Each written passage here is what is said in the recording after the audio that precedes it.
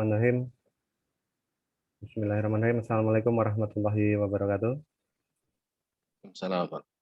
Selamat sore Bapak Ibu sekalian. Alhamdulillah kita dapat bertemu kembali secara daring pada kegiatan in-house training kurikulum sekolah penggerak. Ini hari ke berapa saya lupa. Kita sudah melalui banyak hari dalam pelatihan. Sehat semua Bapak Ibu semua? Alhamdulillah. Alhamdulillah sehat. Baik, sebelum kita mulai, kita berdoa dulu saja supaya kegiatan hari ini dapat berjalan lancar. Berdoa dipersilakan. Berdoa selesai. Baik, Bapak Ibu, kita mulai saja, nggih. Mohon izin untuk share screen.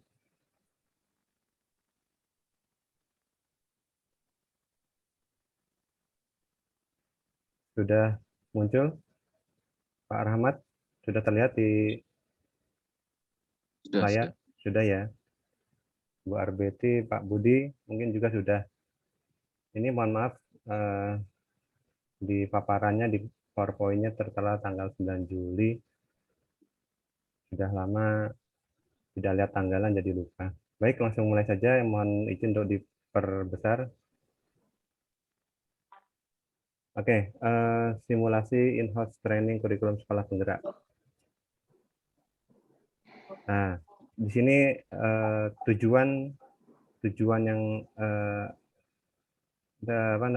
kegiatan ini, peserta dapat menggunakan materi yang dipelajari untuk memahami dasar pembelajaran dengan paradigma baru di sekolah penggerak dan SMK pusat keunggulan yang menggunakan kerangka kurikulum yang disesuaikan untuk mencapai profil pelajar Pancasila, serta peran dan fungsi pemangku kepentingan dari tingkat pusat sampai satuan pendidikan dalam menciptakan pembelajaran dan asesmen yang berpusat pada murid. Kemudian output yang diinginkan, pertama peserta dapat memahami pentingnya kurikulum dalam upaya pembaruan pembelajaran, kemudian peserta dapat menjelaskan yang dimaksud dengan definisinya ya, profil pelajar Pancasila, dimensinya, kegunaannya, profil Pancasila. Profil pelajar Pancasila. Ketiga, outputnya adalah peserta dapat mengetahui struktur kurikulum sekolah penggerak dan SMK pusat keunggulan. Keempat, peserta dapat menjelaskan prinsip-prinsip pembelajaran dan prinsip-prinsip asesmen serta dapat menjelaskan keterkaitan prinsip pembelajaran dan asesmen. Demikian Bapak Ibu tujuan dan output pembelajaran pada hari ini. Semoga dapat dipahami semua. Lanjut,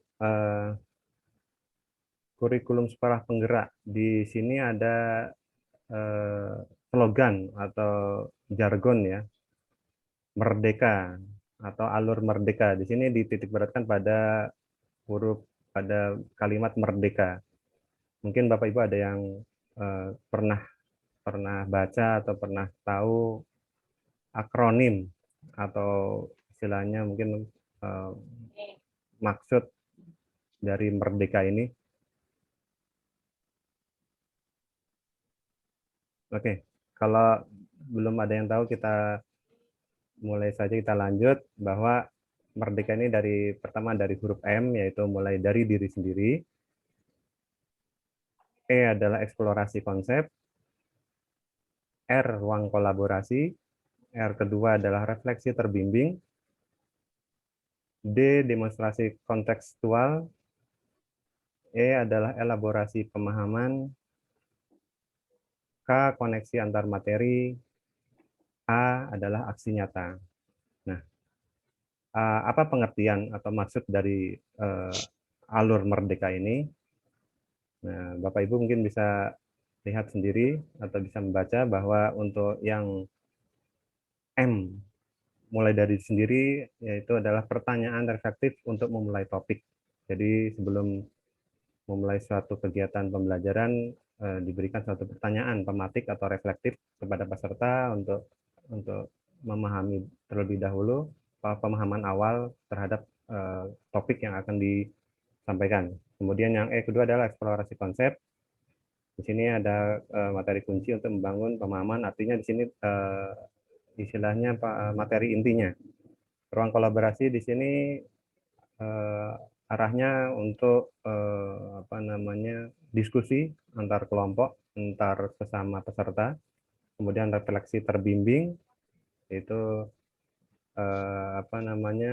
adalah diskusi dengan ada pertanyaan yang dipandu yang telah disiapkan sehingga tiap peserta bisa menumpahkan segala hasil pemikirannya. Kemudian demonstrasi kontekstual yaitu penugasan mandiri, elaborasi pemahaman. Nah, di sini elaborasi pemahaman hampir sama dengan ruang kolaborasi, tapi di elaborasi ini diskusi dan tanya jawabnya dengan instruktur yang lebih mempunyai pemahaman yang lebih baik. Kemudian adalah koneksi antar materi. Di sini diskusi juga dengan instruktur dengan mengaitkan materi yang pertama dengan materi yang selanjutnya atau materi sebelumnya dengan materi yang baru. Kemudian terakhir adalah aksi nyata. Di sini adalah bahwa di mana peserta bisa mengimplementasikan, menjabarkan hasil pemahaman materi kurikulum SMK Pusat Keunggulan ini dalam pembelajaran maupun di sekolah masing-masing. Berikutnya kita lanjutkan. Nah, mengapa perlu dilaksanakan kurikulum sekolah penggerak dan SMK Pusat Keunggulan? Mungkin ada yang bisa menjawab, Pak Rahmat, Pak Budi, atau Bu Arbeti.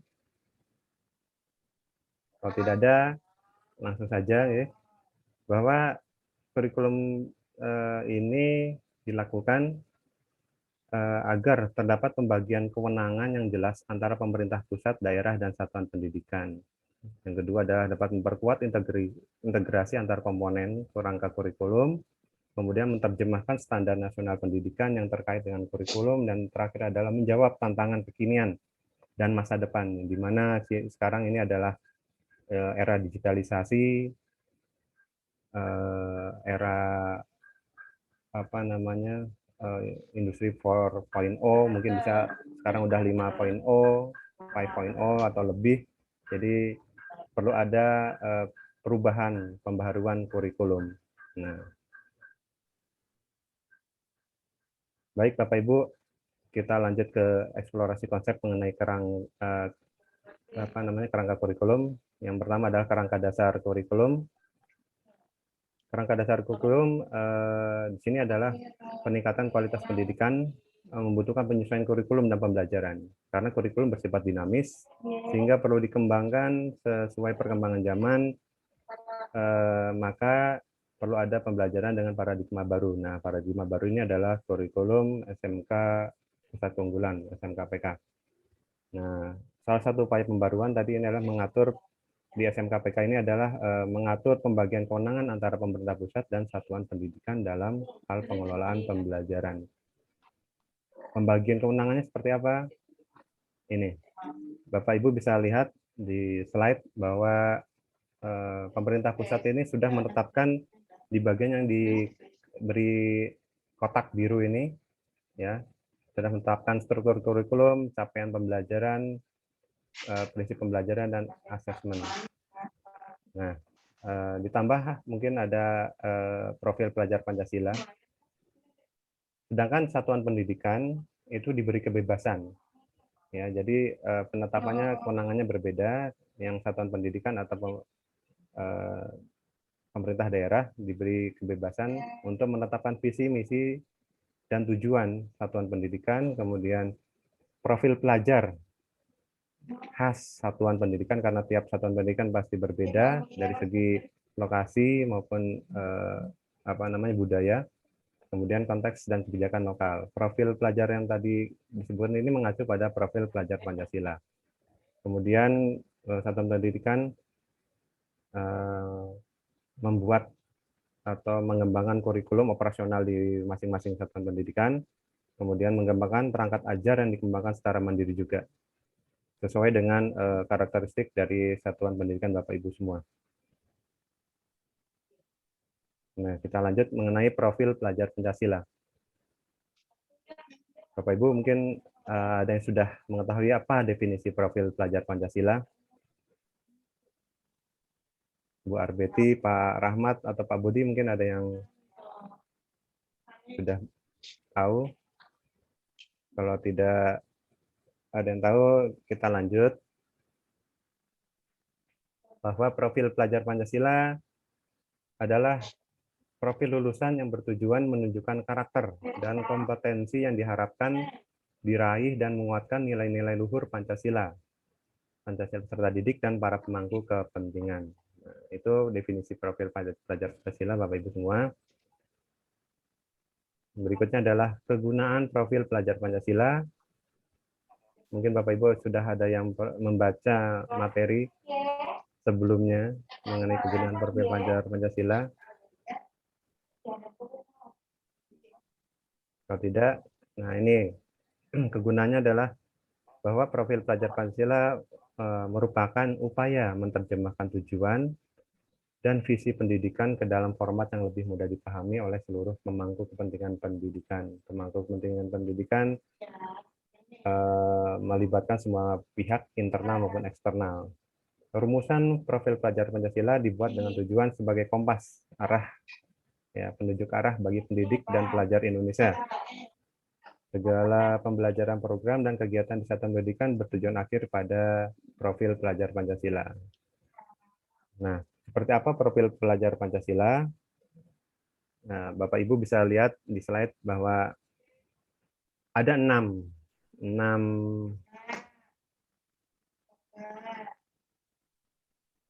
ya, 6 dimensi. Pertama, beriman bertakwa pada Tuhan Yang Maha Esa, berkebangsaan global, bergotong royong, mandiri, bernalar kritis, atau kreatif. Nah, itu 6 dimensinya untuk profil pelajar Pancasila. Baik, Bapak Ibu, untuk berikutnya adalah kita diskusikan pertanyaan ini. Bagaimana profil pelajar Pancasila diterapkan dalam pembelajaran dengan paradigma baru di program sekolah penggerak atau SMK Pusat Unggulan? Gimana, Pak? Ibu Arbeti, Pak Rahmat, maupun Pak Budi?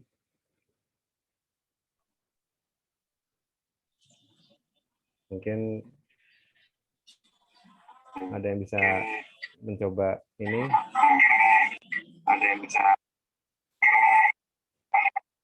Nah,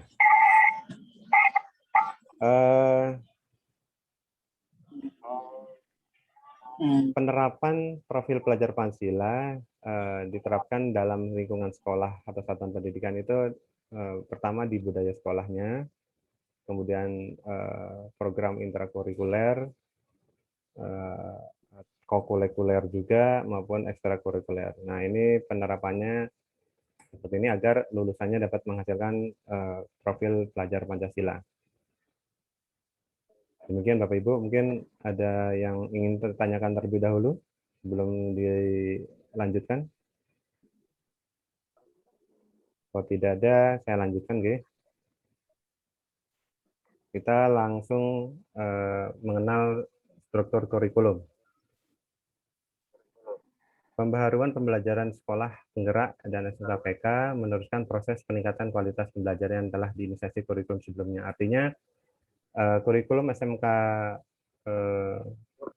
penggerak, sekolah penggerak ini merupakan pengembangan, peningkatan ya dari kurikulum sebelumnya yang kita tahu mungkin sebelumnya adalah K13 revisi, dan mungkin ada revisi kedua. Nah, di sini telah dikembangkan, disempurnakan, walaupun ada istilah-istilah baru dalam kurikulum ini, ya. Jadi seperti RPP tadi diganti namanya menjadi modul ajar dan lain sebagainya. Nah, di kurikulum SMK sekolah penggerak ini pertama adalah menitikberatkan pada berbasis kompetensi, ya sama mungkin seperti kurikulum sebelumnya. Kemudian pembelajaran yang fleksibel, artinya tetap berpusat pada siswa siswa diberi kebebasan untuk memilih materi yang menurut dia kuasai, kemudian ditambahkan dengan karakter Pancasila. Sini dititik beratkan kembali kita di kurikulum ini memunculkan kembali Pancasilaisnya, ya. Nah, berikutnya ada struktur minimum otonomi, artinya pemerintah daerah diberi kewenangan juga. Seperti tadi ada pembagian kewenangan antara pemerintah pusat dan daerah. Kemudian lebih disederhanakan, tidak terlalu banyak administrasi dan lain sebagainya, dan gotong royong. Jadi melibatkan puluhan institusi, termasuk IDUKA maupun lembaga pendidikan lainnya. Nah, Bapak Ibu, di sini ada pertanyaan, bagaimana kurikulum sekolah penggerak atau SMKPK dapat memperkuat kemampuan literasi dan numerasi yang dimiliki oleh pelajar? Mungkin ada yang bisa menjawab. Ya, seperti kita tahu bahwa gimana? Kita tahu bahwa kemampuan literasi itu kemampuan, ya gimana Pak Budi? Dilanjut saja dulu Pak. Ya, dilanjut ya. Jadi literasi ini intinya itu kemampuan untuk membaca, memahami materi. Kemudian numerasi adalah berhubungan dengan perhitungan atau angka. Tapi di sini di SMK ini tidak terbatas pada mata pelajaran khusus bahasa Indonesia ataupun matematika ataupun pelajaran sains atau IPA ya, yang kemampuannya berhubungan dengan dua ini. Di SMKPK ini, kurikulum SMKPK ini membutuhkan pembelajaran yang efektif dan menyeluruh di semua mata pelajaran. Jadi dalam setiap mata pelajaran ini ada kaitan kemampuan literasi dan numerasinya. Perlu dimasukkan ke dalam masing-masing mata pelajaran, tidak hanya di mata pelajaran tertentu seperti bahasa Indonesia dan matematika. Jadi akan lebih kompleks dan lebih kuat dasar di kurikulum SMKPK ini. Oke, lanjut ke konsep berikutnya, yaitu prinsip pembelajaran dan asesmen. Kenapa harus prinsip? Kenapa dinamakan prinsip pembelajaran dan asesmen? Bahwa nilai yang melandasi kebijakan dan praktek terkait pembelajaran dan asesmen di kelas. Ini kenapa dinamakan prinsip? Yang pertama, kemudian bukan pendekatan atau teknik konkret dalam mengajar. Alasan ketiga adalah penerapannya bisa beragam sesuai dengan kondisi. Yang berikutnya adalah melandasi pembelajaran dan asesmen bukan sekadar perilaku yang diharapkan, seperti guru menggunakan rubrik, hanya menggunakan rubrik saja, tapi harus tahu juga mengapa instrumen tersebut digunakan dalam asesmen. Jadi tujuan penggunaan rubrik itu harus tahu, tidak hanya sekedar membuat kemudian muncul hasil, tapi tidak tahu arah tujuan dari instrumen tersebut, instrumen asesmen tersebut. Prinsip pembelajaran. Nah, Bapak Ibu sekalian bisa melihat, membaca di sini bahwa ada lima prinsip ya. Ini perlu ditekankan, perlu dipahami oleh Bapak Ibu semua untuk kurikulum SMK Barat ini. Ada 5 prinsip untuk pembelajaran, kemudian ada 5 prinsip juga untuk asesmen. Ya, mungkin ini nanti bisa saya kirimkan filenya ke Bapak Ibu semua agar bisa lebih dipahami, karena di sini dalam paparan terbatas. Nah, berikutnya tugas mungkin Bapak Ibu semua untuk mendiskusikan pertanyaan ini, bagaimana peran saya dalam mewujudkan profil pelajar Pancasila menggunakan kurikulum SMK PK? Nah, ini tolong dibuatkan dalam sebuah peta jalan yang mewujudkan profil pelajar Pancasila dimulai dari 1 tahun ke depan. Nah, ini mungkin di sini Bapak Ibu bisa berperan sebagai kepala sekolah, Wakassekpur, kurikulum, pengawas sekolah, atau guru. Monggo, Bapak Ibu bisa berdiskusi.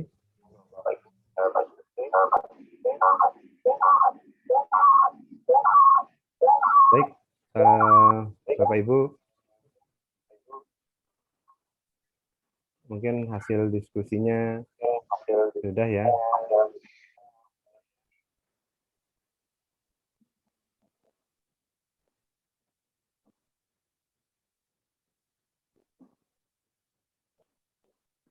Mungkin nanti hasilnya bisa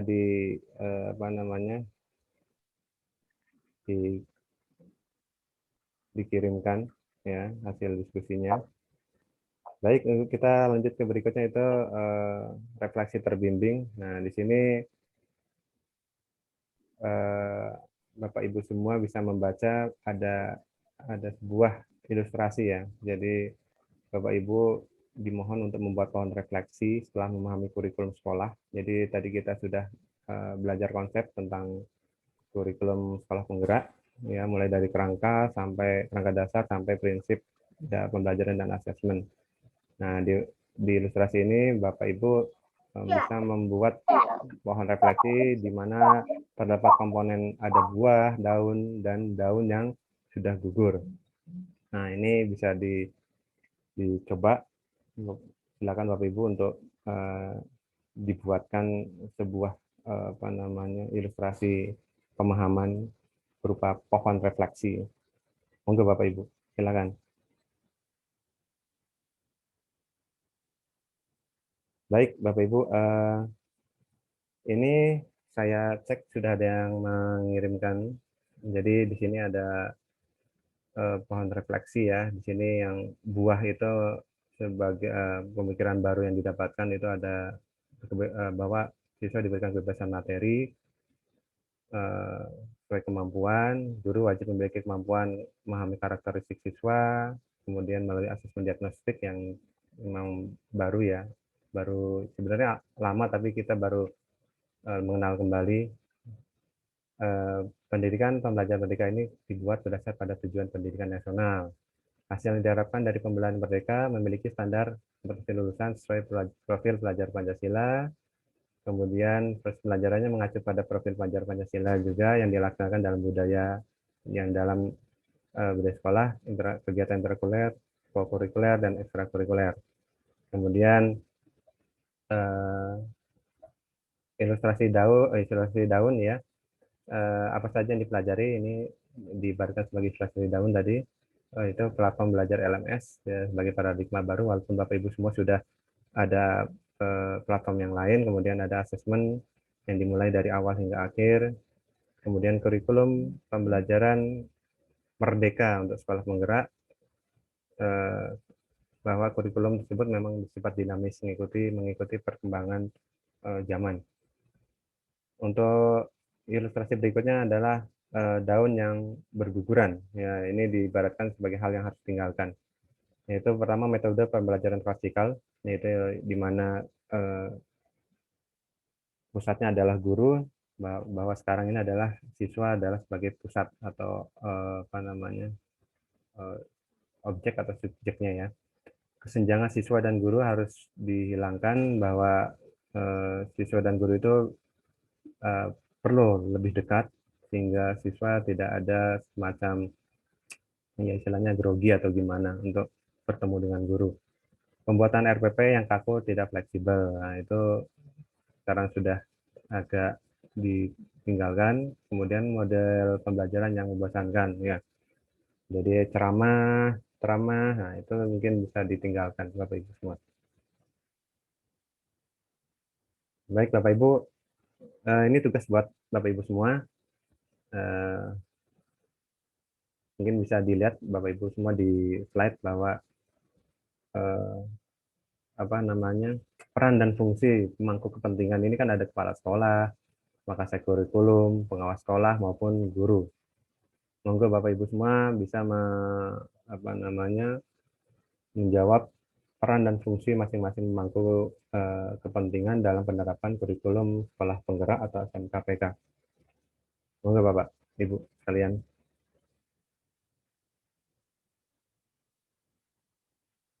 Baik, Bapak Ibu, ini sudah ada yang coba menjawab. Ini saya share ke Bapak Ibu semua bahwa di sini dipetakan peran fungsi pemangku kepentingan dalam menerapkan kurikulum SMKPK. Di sini kepala sekolah itu peran fungsinya mengembangkan ruang lingkup kerjasama dengan IDUKA, mungkin dengan yang lain juga, mengembangkan perencanaan, pengelolaan, dan pengembangan sekolah sesuai data, ya mungkin data hasil analisis atau data hasil observasi. Di sini wakil kurikulum dan guru itu mendampingi implementasi pelaksanaan kurikulum, memfasilitasi pembelajaran dalam in-house training, ya, dan komunitas praktisi untuk guru, kepala sekolah, dan pengawas sekolah, mendampingi penggunaan teknologi bagi guru dan kepala sekolah. Nah, itu peran dan fungsinya guru dan pakar kurikulum. Berikutnya adalah pengawas sekolah. Di sini hanya satu, ya. Mungkin sebenarnya banyak, tapi mungkin baru mengetahuinya satu atau baru tahunya satu. Fungsi dan perannya adalah mendampingi pengawas sekolah lain, ya, dan kepala sekolah mungkin untuk dapat mendampingi sekolah dan kepala sekolah. Ya, jadi sama pengawas kepala sekolah itu saling berkomunikasi mungkin, ya, bisa berkomunikasi kemudian mendampingi sekolah dan kepala sekolah satuan pendidikan itu untuk tidak keluar dari arah ataruh kurikulum SMKPK ini. Ya, ini mungkin hasil dari diskusi atau hasil jawaban dari Bapak Ibu semua. Salah satunya saya ambil. Baik Bapak Ibu, mungkin sampai sini mungkin ada yang ditanyakan atau ingin menambahkan, silakan. Kalau tidak ada, kita lanjutkan, atau mungkin materinya sudah habis kelihatannya Bapak Ibu. Nah ya, jadi mungkin kesimpulan yang bisa disimpulkan bahwa kurikulum sekolah penggerak ini atau SMKPK ini wajib diterapkan oleh sekolah SMK untuk sebagai paradigma baru terhadap perkembangan zaman dan merubah segala bentuk model kurikulum yang kaku mungkin, ya, seperti sebelumnya itu menjadi yang lebih fleksibel dan orientasinya sekarang pada siswa seperti menurut Ki Hajar Dewantara bahwa pendidikan atau ini adalah mengembangkan pada anak. Jadi anggap itu anak itu adalah sebuah biji yang tumbuh, yang kita harus rawat, yang kita harus perhatikan hingga masa depannya akan lebih baik. Baik Bapak Ibu, sebelum saya tutup ada yang ingin ditambahkan atau ingin sharing mungkin? Kalau tidak ada mungkin saya tutup. Terima kasih atas perhatian Bapak Ibu semua. Kita akan bertemu kembali pada materi selanjutnya pada implementasi program kurikulum sekolah penggerak. Assalamualaikum warahmatullahi wabarakatuh. Waalaikumsalam warahmatullahi wabarakatuh.